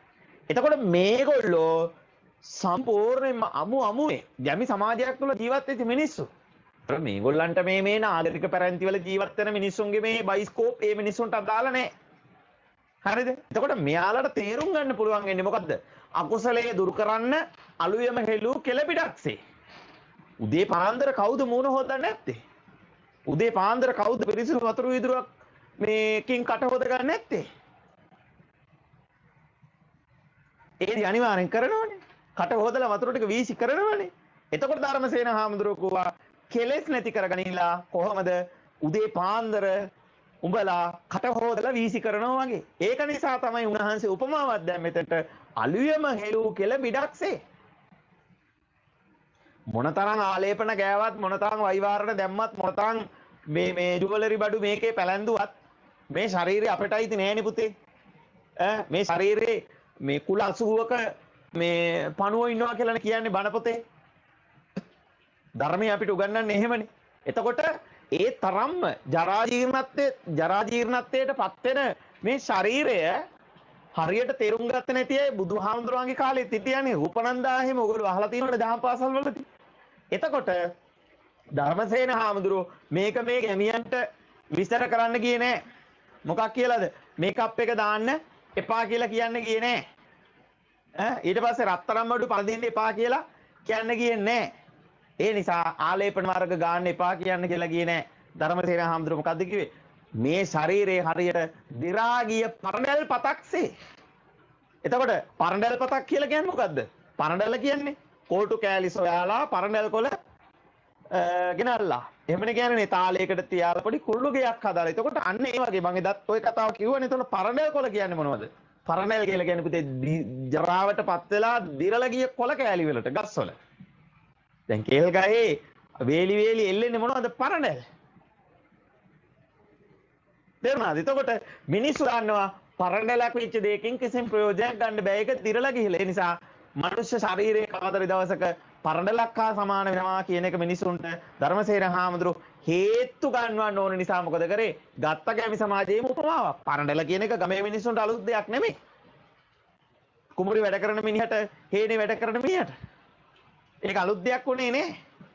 ඒ නිසා මොකද උනේ? උන්වහන්සේ ගැමි ජන සමාජයේ තුලින්ම ගත්ත උපමා. එතකොට ගැමියට මේක තේරුම් ගන්න හරි ලේසි. තේරුණානේ? ඒ නිසා පුතේ මතක තියාගන්න ධර්මසේන හාමුදුරුවන්ගේ කතා කීමේ කලාවේ තවත් විශේෂිත ලක්ෂණයක් තමයි ඔන්න ඔය කියන උපමා භාවිතය. ඉතින් ඒ නිසා විශාල උපමා රාශියක් අපිට මේ කතන්දරය තුලදී හම්බෙන්නේ නැහැ. ප්‍රධාන වශයෙන්ම ওই කීපයක් හම්බ වෙනවා. අර ගොයම් මුල් කුණු උනා වගේ. ඊට පස්සේ අපි කිව්වා අර අශ්වය නවත්තන්ට රැහනා දිනකොට වේගෙන් දුවනවා වගේ. ඒකට අපි කිව්වා අවකප්පලෙන් සෑදූ හසු රැහනාලවා ඇදි ඇදි සේ දුවන්නාසේ කියලා. එතකොට ඔන්න වගේ උදාහරණ කීපයක් තමයි අපිට මේ පාඩම තුලින් හම්බ වෙන්නේ. ඒතර ඒකත් උන්වහන්සේගේ කතා කීමේ කලාවේ විශේෂිත ලක්ෂණයක් විදිහට අපිට සලකන්න, කතා කරන්න, සාකච්ඡා කරන්න පුළුවන්කම තියෙනවා පුතේ. හරි. අපි යනවා පුතේ අලුත් ඡේදයකට මේ විදිහට.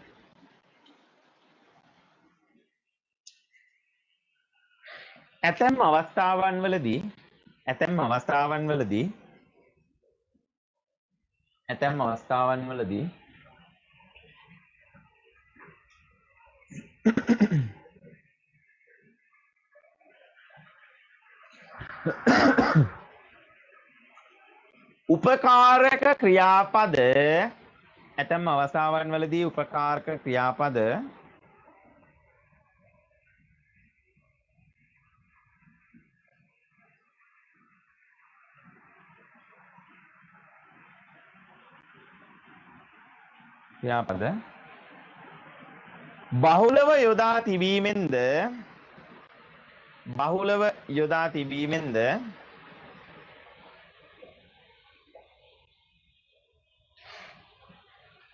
බහුලව යොදා තිබීමෙන්ද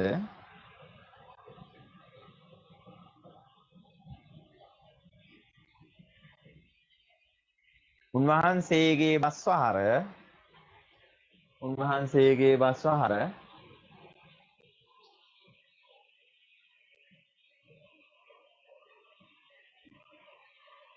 සාර්ථක වන්නට හේතුවක් වී ඇත.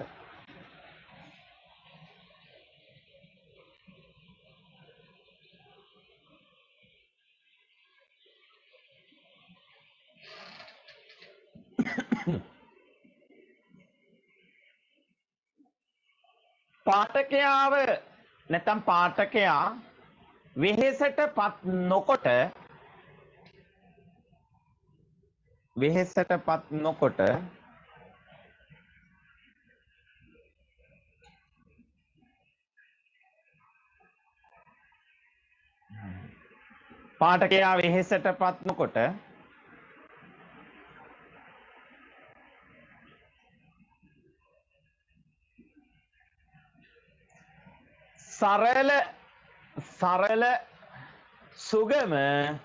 සරල සුගම වාග් මාලාවකින් වා යන හල් ගයන්න පුතේ වාග් මාලාවකින්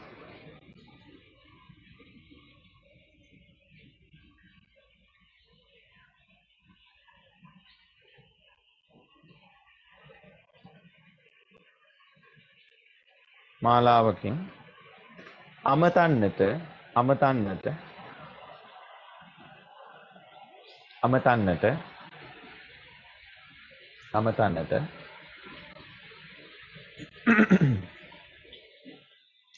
එය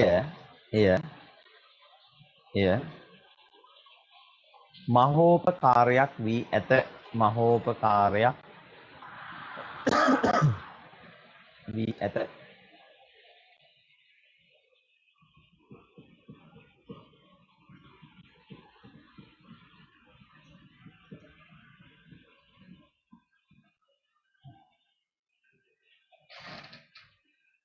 හරි පුතේ පල්ල එත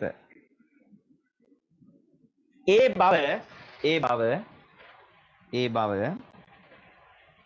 බව ඒ බව පහත නිදසුන් මගින් පහත නිදසුන් මගින් පහත නිදසුන් මගින් පහත නිදසුන් මගින් ගම්‍යමාන වේ. පහත නිදසුන් මගින් ගම්‍යමාන වේ. පුතේ මං කියනකොට ලියා ගන්න මොකද ඒ ක්‍රියාපද ටික තැන් තැන් වලනේ තියෙන්නේ.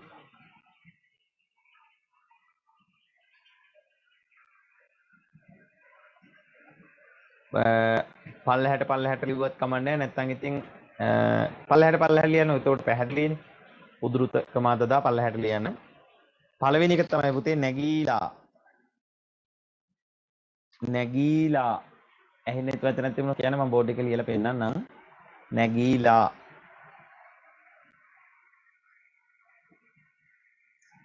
තබාලා. තබාලා.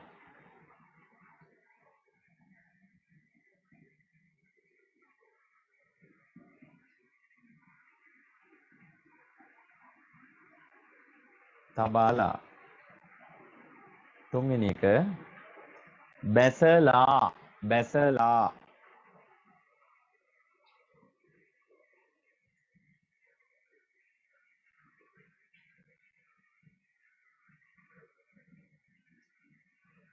හතරවෙනි එක පුතේ දික් දියන්න හල්කා යන දික් කොටලා. දික් කොටලා.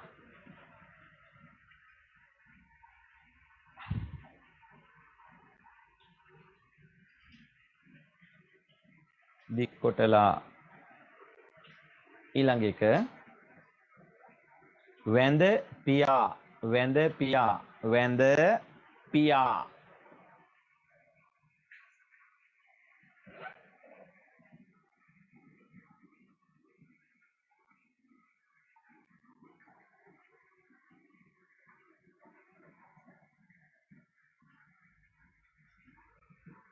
ඊළඟ එක අන්තිම එක බැස පියා. බැස පියා.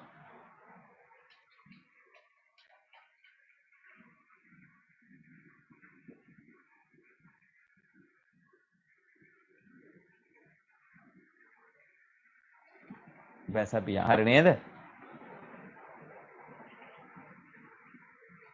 හරි සර්. හරි නේද පුතේ? යන්නෙන් යන්නෙන් යන්නෙන්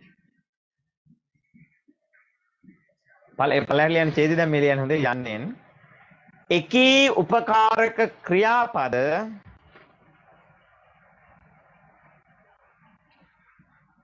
එකී උපකාරක ක්‍රියාපද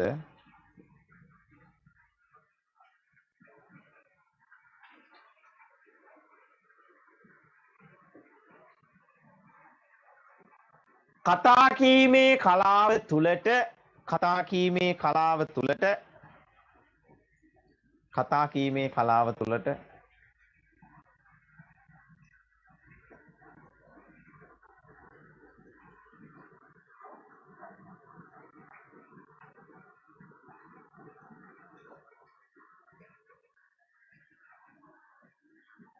ඈඳාගෙන ඇති අයුරු ඈඳාගෙන ඇති අයුරු ඈඳාගෙන ඇති අයුරු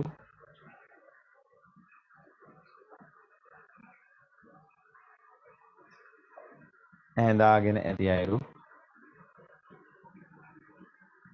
ඉදිරිපත් කළ හැකිය. ඉදිරිපත් කළ හැකිය.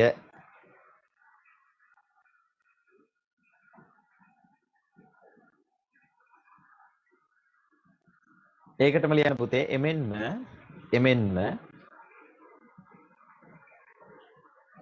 එමෙන්ම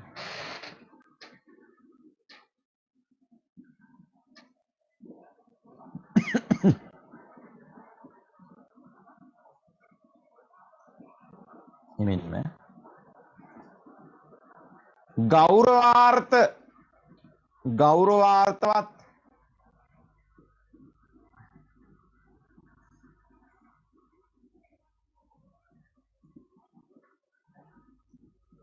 ගෞරවාර්ථවත්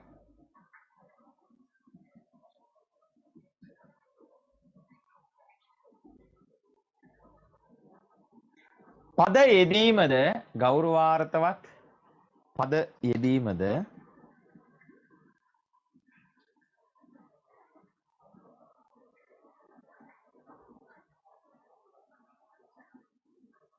යෙදීමද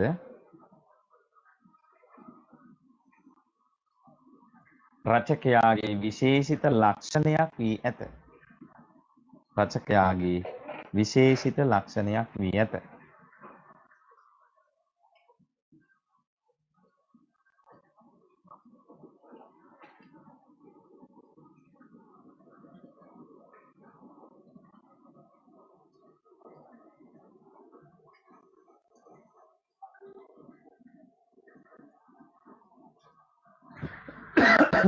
පුතේ ඒකට උදාහරණ දෙකයි තියෙන්නේ. පළවෙනි එක ලියා ගන්න සිටු පුත්‍රයානෝ කියලා. නයන්න මූර්ධජ වෙන්න ඕනේ. එච්චරයි. සිටු පුත්‍රයානෝ.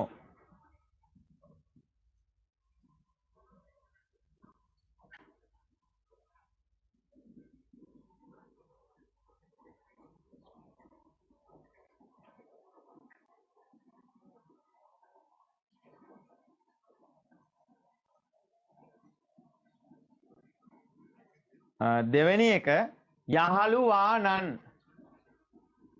යහළුවානන්.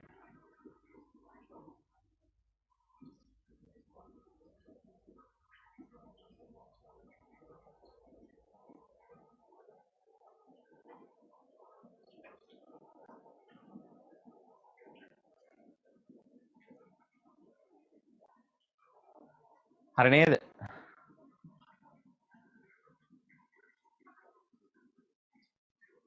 හරි සර්. හරි යටින් ලියන්න පුතේ උදුරුදු ටික ඉවරයි. යන අවස්ථාවන් මගින් යන අවස්ථාවන් මගින්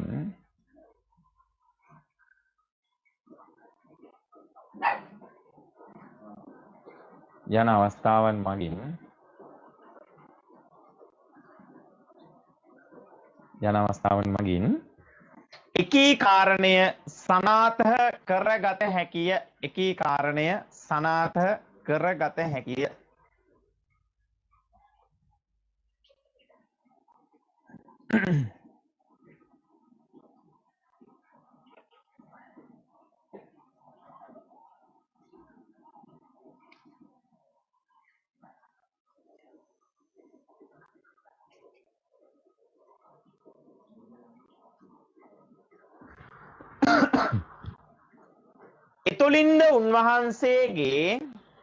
එතුලින්ද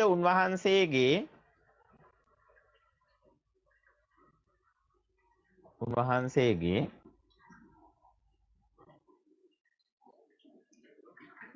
කතා කීමේ කලාවේ විශේෂත්වය කතා කීමේ කලාවේ විශේෂත්වය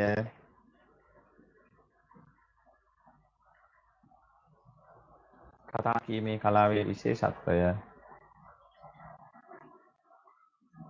මනවින් නිරූපණය වී ඇත. මනවින් නිරූපණය වී ඇත.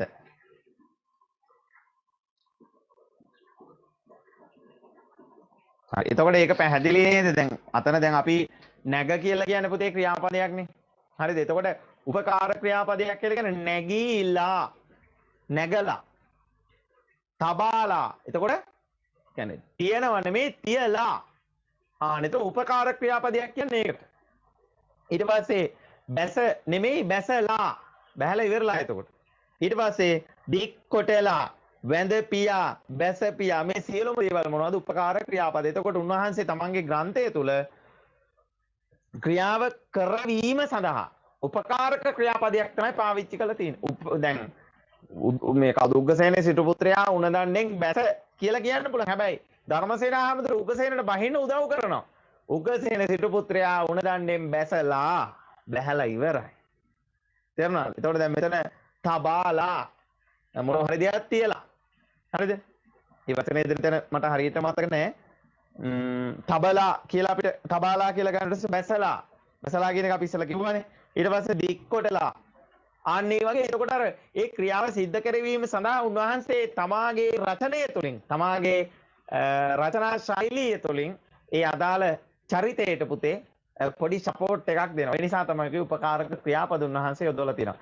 ඒ විතරක් නෙමෙයි. උන්වහන්සේ ගොඩක් තැන්වල ගෞරවාර්ථ නාමපද පුද්ගලයන් හැඳින්වීමේදී ගෞරවාර්ථ පද යහළුවාණන් ඊට පස්සේ අපි කිව්වා ඊළඟ වචනය සිටු පුත්‍රයා නෝ අන්න ඒ වගේ එතකොට අර ගෞරවාර්ථ වාචී පද තමයි ගොඩක් දුරට යොදලා තියෙන. ඒතර මේ වගේ අවස්ථාවක් අපිට උන්වහන්සේගේ රචනා ශෛලියේ විශේෂිත අවස්ථාවක් විදිහට කතා කීමේ කලාවේ විශේෂිත අවස්ථාවක් විදිහට අපිට කතා කරන්න පුළුවන්. ඒතකොට ඔන්න ඔය කියන උදාහරණ ටිකෙන් අපිට ධර්මසේන හාමුදුරුවන්ගේ කතා කීමේ කලාවේ විශේෂත්වය උග්ගසේන සිටු පුත්‍රයාගේ වස්තු ඇසුරේ පුතේ විමසන්න පුළුවන්. රයිට්. අපි යනවා දරුවෝ අවසන් කරන්න අවසන් ඡේදෙට.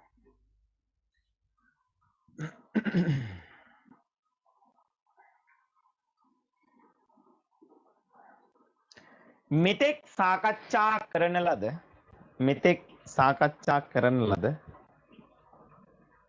මෙතෙක් සාකච්ඡා කරන ලද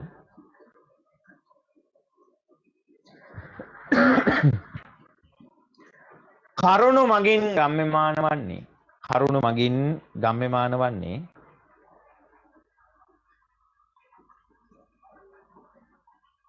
මගින් ගම්‍යමාන වන්නේ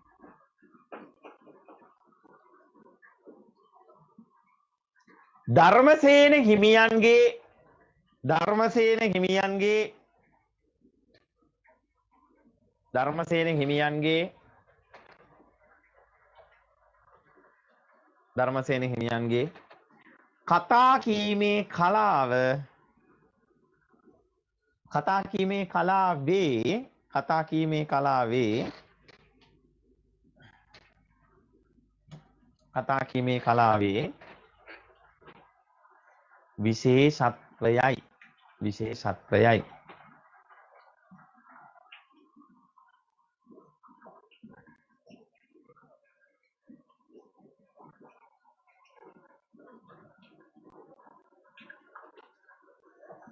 කතා කීමේ කලාවේ විශේෂත්වයයි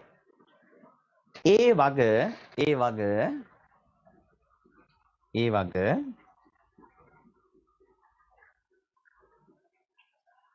උග්ගසේන සිටුපුත්තුගේ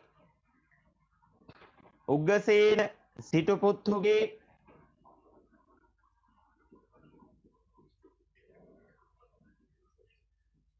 කතාවස්තුව ඇසුරින් කතාවස්තුව ඇසුරින්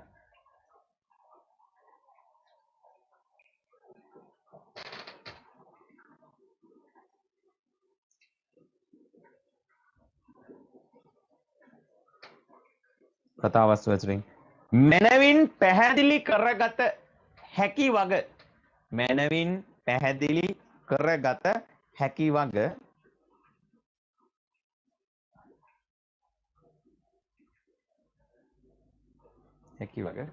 සඳහන් කළ හැකිය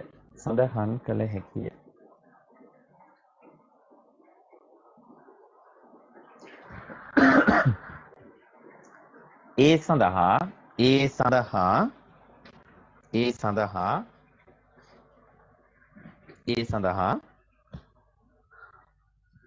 යතෝක්ත නිදර්ශනාත්මක කරුණු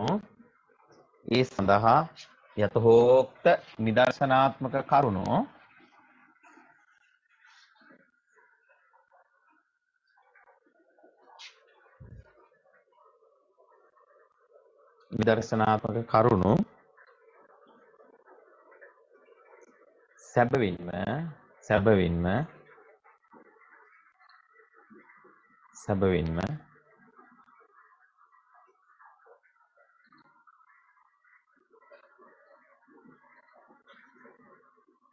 සාක්ෂි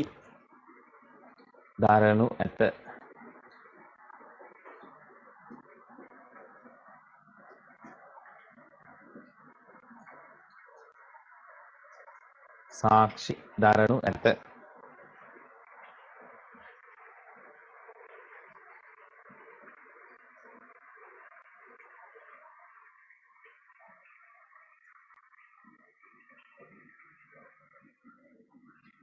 හරි දැන් පෑන් පැත්තකින් තියන්න. හරි පුතේ. එතකොට දැන් ඔය අවසන් කරේ අපි දැන් ප්‍රශ්නේ අවසන් කරන විදිය දැන් තේරුණානේ. එතකොට ආරම්භයේදී ප්‍රශ්නේ උත්තරේ කරගත යුතුමයි. මැදදී අපි ඉදිරිපත් කරන හැම මේක මම හැම වෙලේම හැමදාම ਵਿਚාරයක් දීලා අවසානයේදී කියන්නේ මේක අනිවාර්යයි. මේක තුල තමයි අපේ ਵਿਚාරයට ලකුණු රැඳෙන්නේ. තේරුණාද මම කියන එක? අර මම පෞගේ දවස්වල ඔයාලට ගෲප් එකට දැම්මා පිටු බර ගන්නක් තියෙන කොළ පාට PDF එකක්. PDF ડોකියුමන්ට් එකක් දැම්මා. මම ඒක ඔයාලට ඔව් එව්වනේ ඔයාලගේ ගෲප් එකට දැම්මා 10ටත් දැම්මා 11ටත් දැම්මා. එතකොට ඒකේ තියෙනවා මේ ਵਿਚාරයකට ඔයාලට ලකුණු දෙන විදිය. පස්සේ ඔයාලට මම ඒව වෙනම කතා කරනවා. ඉතින් දැනට නිදහසේ ඉන්න වෙලාවක ඕක බලාගෙන කියව ගන්න. ඒතර ඔයාලට ඒකෙන් යම් අවබෝධයක් ගන්න පුළුවන්. ਵਿਚාරයක් ලියනකොට මොනවටද ඔයාලට වැඩිම ලකුණු හම්බෙන්නේ? උද්ෘතේ කොහොම දැම්මොත්ද? ඊට පස්සේ උද්ෘතේ දාලා උද්ෘතේට යටේ මොන වගේ දෙයක් දැම්මොත්ද? අන්න ඒ වගේ පුංචි පුංචි සරල දේවල් හරි අපූර්වට ඒක තුල ඉදිරිපත් කරලා තියෙනවා. තේරුණානේ? මොකද පුතේ? ඒක බැලුවද? ඇහෙන්නේ සර්. එතකොට ඒ PDF එකේ තියෙනවා පුතේ ඇයි මම ඔය තරම් ඔය කාරණාව කියන්නේ ඇයි කියන එකට හේතුව ඕන තරම් තියෙනවා. ඒ නිසා ඒක අපි වෙනම පස්සේ ඉස්සරහදී කතා කරන ඔයාලා නිදහස් වෙලාවක ෆ්‍රී ටයිම් එකේ ඉන්න ගමන් ඒක පොඩ්ඩක් බලා ගන්න. ඒක ඔයාලට ගොඩක් වටිනවා විශේෂයෙන්ම 10ට වඩා ඔයගොල්ලන්ට. මොකද ඔයගොල්ලෝ ඉස්සලම අභියෝගයට මුහුණ දෙන්න ඉන්න චණ්ඩියෝ ටිකනේ. ඉතින් ඒ නිසා ඔයාලට විශේෂයි. 10ට තව පොඩි කාලයක් තියෙන නිසා. හරි ඒ කතාව පැත්තකින් තියමු. එතකොට හොඳට මතක තියාගන්න ආරම්භයේදී ප්‍රශ්නේ උත්තරේ කරගත යුතුමයි. ඊට පස්සේ මැදදී අපි දාන හැම උද්ෘතයකටම උඩිනුයි උද්ෘතයේ දාලා ඊට යටිනුයි හැම වෙලේම ප්‍රශ්නේ තියෙන කාරණාව අයි අවස්ථා දෙකේදීම ඉස්මතු විය යුතුමයි. ඊට පස්සේ මොකද කරන්නේ අවසානයේදී අපි අවසන් කරන ඡේදයේදී නැවතත් අපි ප්‍රශ්නයට අනුගත වෙලා මේ දක්වා ඉදිරිපත් කරපු සියලුම උද්ෘත සියලුම නිදසුන් සහිත කරුණු කාරණා අපේ මේ ප්‍රස්තුතයේ සනාථ කරන්න ප්‍රබල හේතුවක් බවට පත් වුණාය කියන එක අනිවාර්යෙන් ඉදිරිපත් කරන්න ඕනේ. මට මතක නැහැ මේ අඟුලිමාලකට කවුද පුතේ මට උත්තරයක් කියලා තිබුණේ?